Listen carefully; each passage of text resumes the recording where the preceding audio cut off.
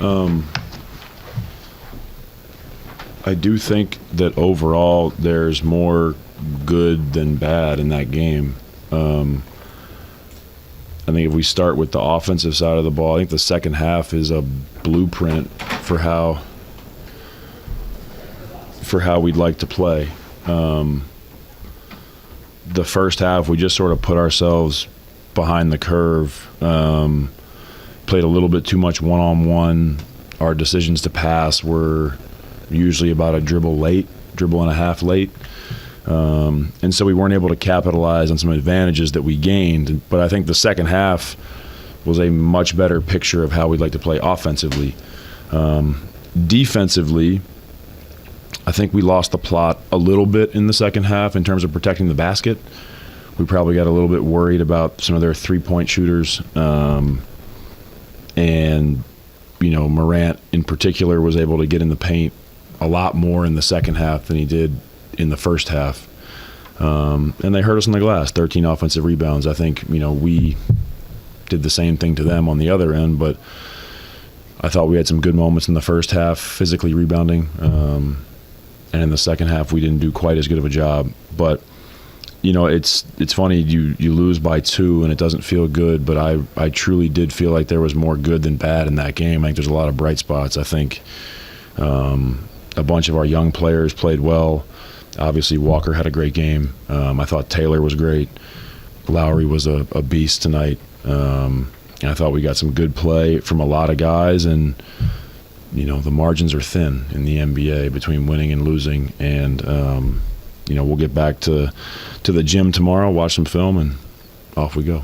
What did you like about, Taylor in the second half, especially defensively? Yeah, I think he adjusted a little bit to how we wanted to guard Morant, but I also think that his physicality and length just shows up on both sides of the ball. I think for him to, the way he was going after rebounds, even once he didn't get, keeping the ball alive, obviously he was able to find some catch and shoots, which was a product of his spacing and also a product of our team doing a better job of moving the ball a little bit earlier. But yeah, I think Taylor's physicality continues to shine through. We've talked about it a lot during preseason. He did a lot of work this summer on his body, and it's paying off for him.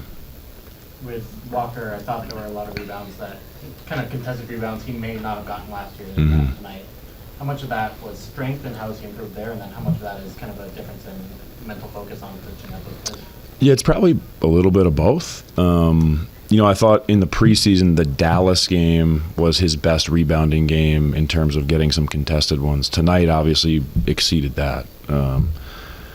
But it's both. I think physical strength allows you not to get bumped off the spot when you're in those positions and you have players kind of sitting on your legs, and it's very physical under the basket in the NBA.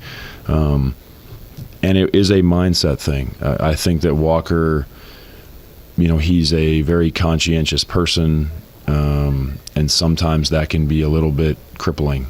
He's overthinking things in certain moments, and I thought tonight he had a pretty good balance of the parts of him that were thinking and analyzing and the parts of him that were a little bit reckless. And, that's conversations that Walker and I have had, just trying to free him up, have him give himself some grace. He can't be so much of a perfectionist playing the position that he is in the NBA. And tonight obviously was a good example of that. And now it's about, can we consistently play with that type of force? Walker, aside veterans? Yeah. Okay. Like, in every aspect, he was just playing with physicality. I felt like he... I thought we talked veterans. Yeah, I'll get Bowler to the veterans. JC. Yeah, I mean, I think the things that you pointed JC, and are really who we want Walker Sexton. to be. Like, the work that he did this summer is not fun. All the young players working on their body, like, that's not fun. And it takes a lot of dedication and effort and sacrifice, and Walker did those things. And it's great for him to have this game on opening night because it shows him that the work is paying off. Now the work has to continue. but he's found or refound some of that, childish joy that we saw from Walker very early in his time here. He's a great person, and he has a great personality, but we want him to use that personality as a strength, in terms of, can you give yourself the freedom to kind of let it rip a little bit and not be quite so careful. And I thought that tonight he did that, and then while he's throwing himself around, he has a bigger, stronger body that he is throwing around. And so it was kind of a coupling of those two things tonight. What wasn't working for Keontae tonight that was in the preseason? Yeah, it's a good question. I think overall, they had good ball pressure tonight. I think in the first half he passed up some opportunities to shoot the ball off the dribble. And in the second half, I just think that he became a little bit too fixated on trying to draw a foul. Those plays, the path play going to the basket, is an emphasis in the league this year. It's a really hard play to officiate. All of them sort of look like a foul, but maybe not a foul. It just depends on which team you're coaching. And a couple 50-50 ones didn't go his way. And they look bad because when you don't get the whistle in that moment, it makes it look worse. But I do think that Keontae's understanding of how we want to play, that showed for me. Like, his execution, his organization of the team was there. His physical shooting wasn't going tonight. But I think overall, to turn in a game where he has 1 turnover, he had 7 assists, I think he made some good choices. I just think there were some kind of loud-looking plays that didn't go his way.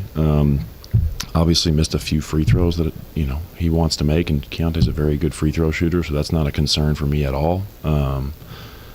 But I think early in the first half he probably passed up a few that he could have shot off the bounce that may have gotten him in a rhythm.